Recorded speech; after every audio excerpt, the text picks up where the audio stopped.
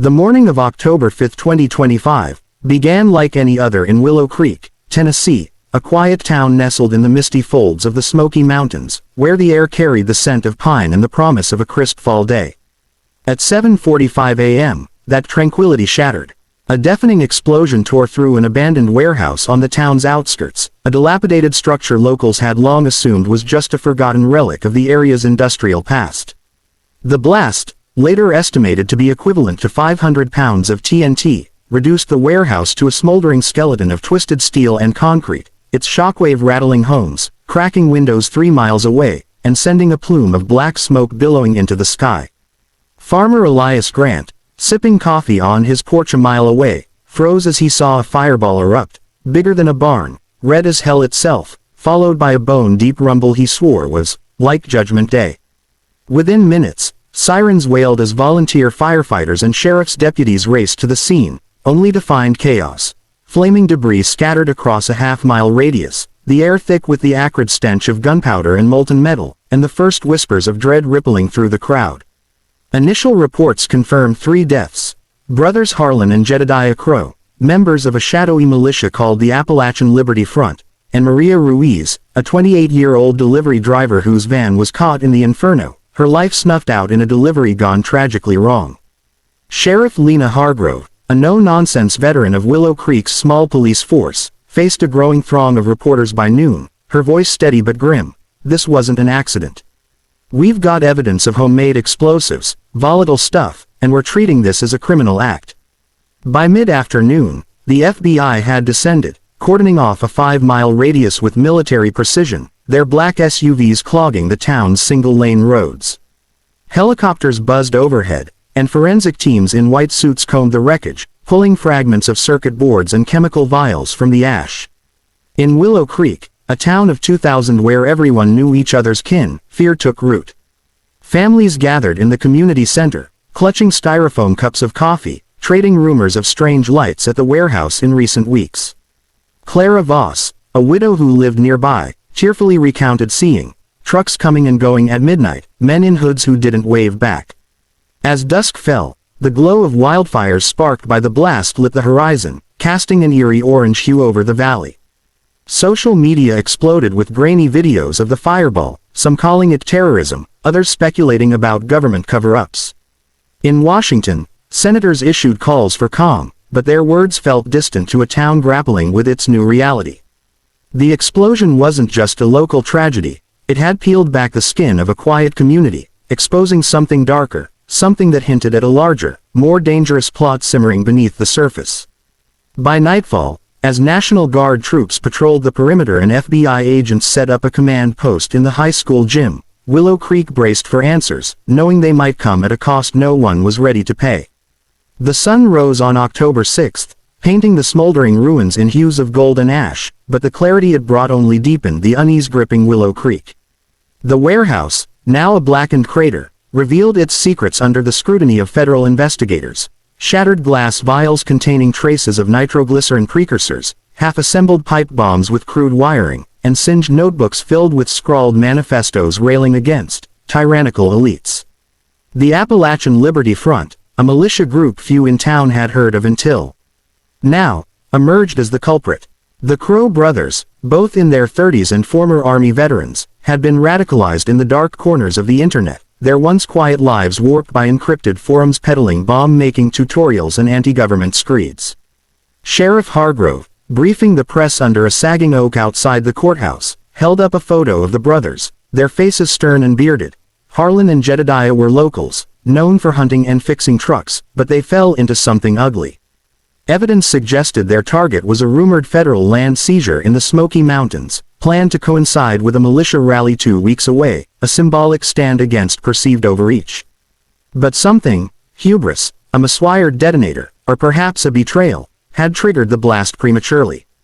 Investigators found traces of ammonium nitrate and diesel fuel, a poor man's C4, stacked in rusted barrels, enough to level a city block. Clara Voss, the widow who'd seen suspicious activity, sat with an FBI sketch artist, describing boxes of fertilizer that smelled like death, unloaded under moonlight. The investigation widened. Cell phone records showed the Crows communicating with a network stretching from Kentucky to Georgia, linked by cryptocurrency payments and burner phones. In Willow Creek, the shock gave way to division. At the diner, locals argued over whether the brothers were patriots or lunatics, while others mourned Maria Ruiz, whose smiling photo now adorned makeshift memorials. Nationally, the explosion became a lightning rod. Cable news anchors dissected the rise of domestic extremism, citing a 2024 DHS report that warned of militia groups exploiting rural grievances. On X, hosts ranged from reasoned calls for unity to wild conspiracies. Some claimed the blast was a CIA false flag, others pointed to extraterrestrial sabotage, citing strange lights, reported weeks earlier. In Washington, lawmakers demanded hearings on explosives regulation, but their rhetoric felt hollow to Willow Creek's residents, who watched their town become a footnote in a larger culture war. The FBI's agent Marcus Hale, a grizzled domestic terrorism specialist, stood before a task force in the high school gym, pointing to drone footage of the warehouse's perimeter, rigged with tripwires and crude surveillance. "These weren't amateurs," he said, his voice low but firm. "They had plans, big ones." As firefighters battled lingering blazes in the surrounding woods, fueled by spilled chemicals, the town held its breath.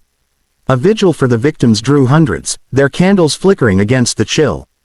But beneath the grief, questions gnawed. How had this festered in their backyard? And who else was out there, watching, waiting to strike? By night, as the FBI sifted through digital breadcrumbs on the dark web, Willow Creek's quiet hills seemed to hum with secrets, a town forever changed by the fire that had erupted from within.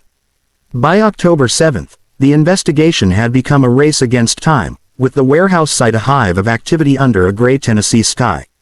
Firefighters, drenched in sweat, fought wildfires that refused to die, the flames feeding on chemical residues that left a noxious haze over Willow Creek.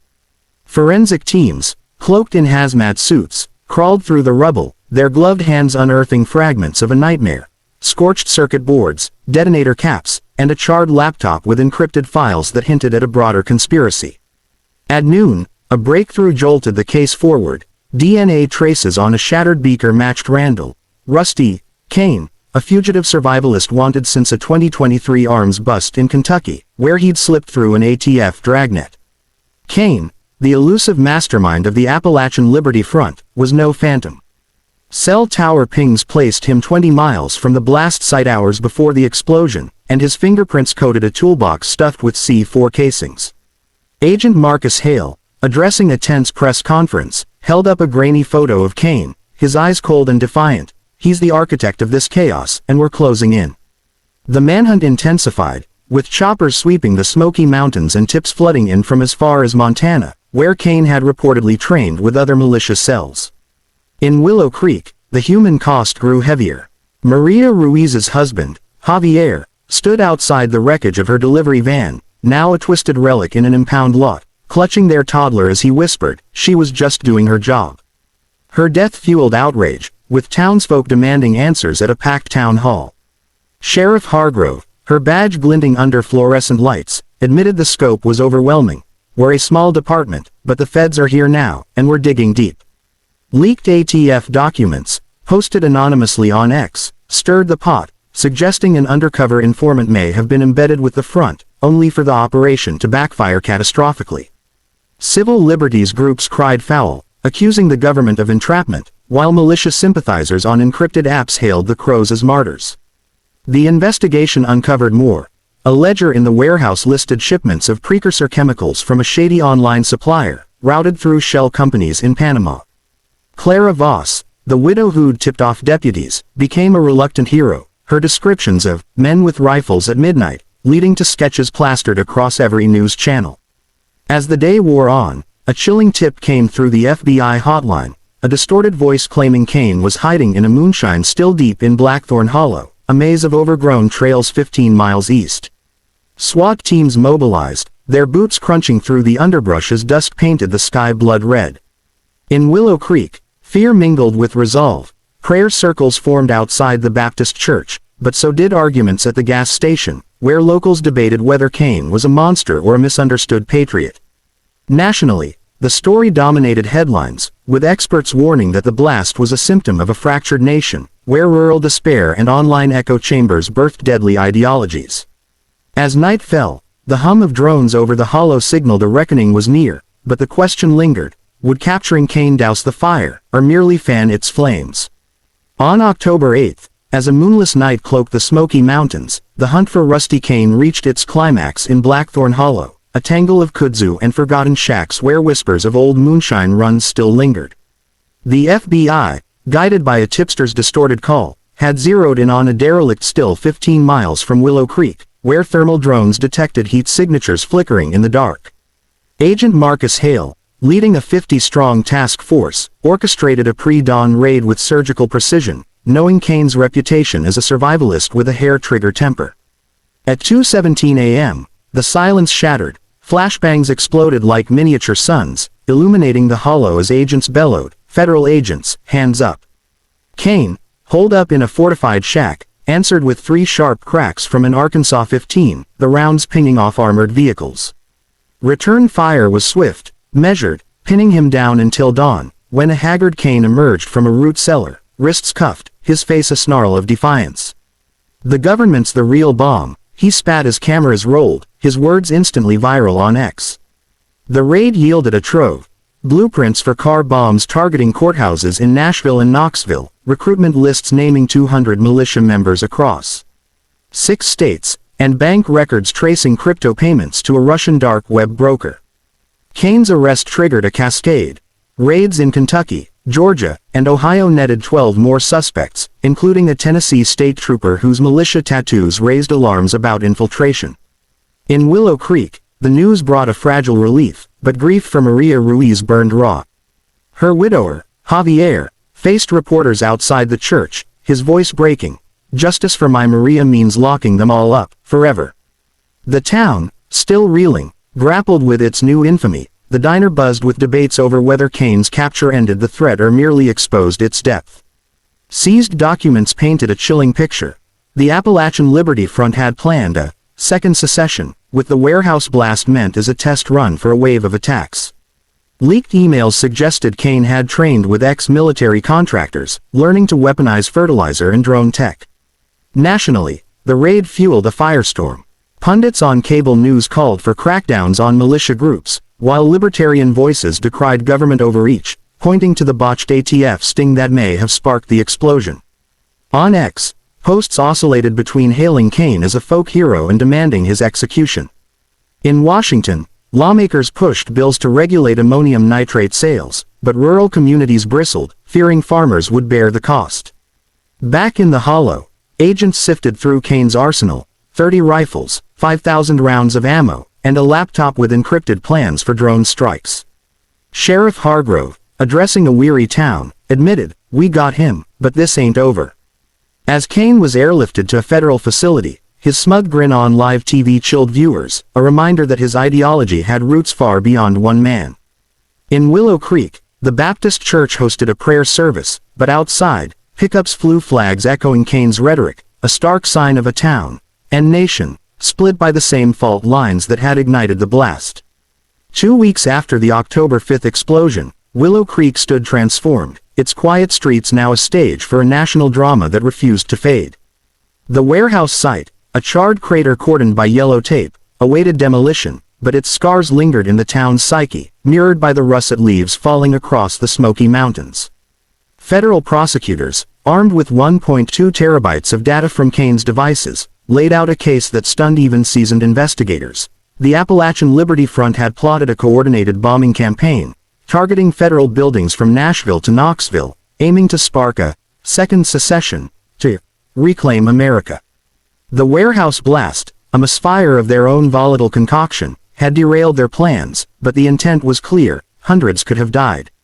Rusty Kane's arraignment in a Knoxville courthouse drew a circus. Militia sympathizers waving, "Don't tread on me," flags clashed with counter-protesters chanting, "No more blood," their signs bobbing under a cold drizzle. Inside, Kane, shackled but unbowed, pleaded not guilty, his lawyer claiming entrapment by an ATF informant. Agent Marcus Hale, testifying before a closed grand jury, countered with evidence. Kane's fingerprints on detonators, his voice on intercepted calls planning, a fire to wake the nation. In Willow Creek, healing was a jagged process. A community fund raised $200,000 for Maria Ruiz's family, whose memorial oak, planted by her toddler's tiny hands, took root outside the library. Murals of resilience, eagles soaring over mountains, sprang up on barn walls, a defiant art against the town's wounds. But division simmered. At the diner, old friends argued over Kane's motives, some whispering he'd been pushed too far by federal policies. Nationally, the blast reshaped policy. Congress rushed to bill mandating AI surveillance of dark web forums, passing with rare bipartisan support, while tech giants like X pledged to flag extremist content, though skeptics doubted their resolve. Experts on CNN warned of a digital tinderbox, citing 2024 data showing a 300% spike in militia recruitment online.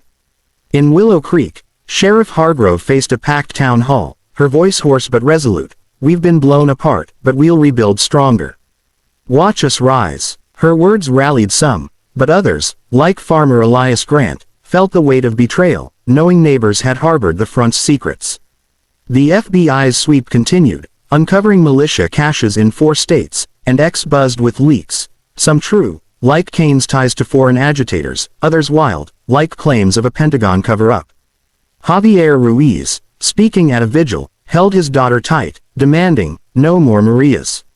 As winter loomed, Willow Creek turned inward, its people knitting together through potlucks and prayer, yet wary of strangers driving through. The crater, soon to be filled, stood as a reminder of fragility, but also of grit. Nationally, the explosion forced a reckoning about ideology, access to explosives, and the internet's role in fanning hate. In the valley, where the blast had echoed loudest, residents looked to the future, determined to rise from the ashes, even as they scanned the hills for the next spark, knowing the embers of extremism still glowed in the dark.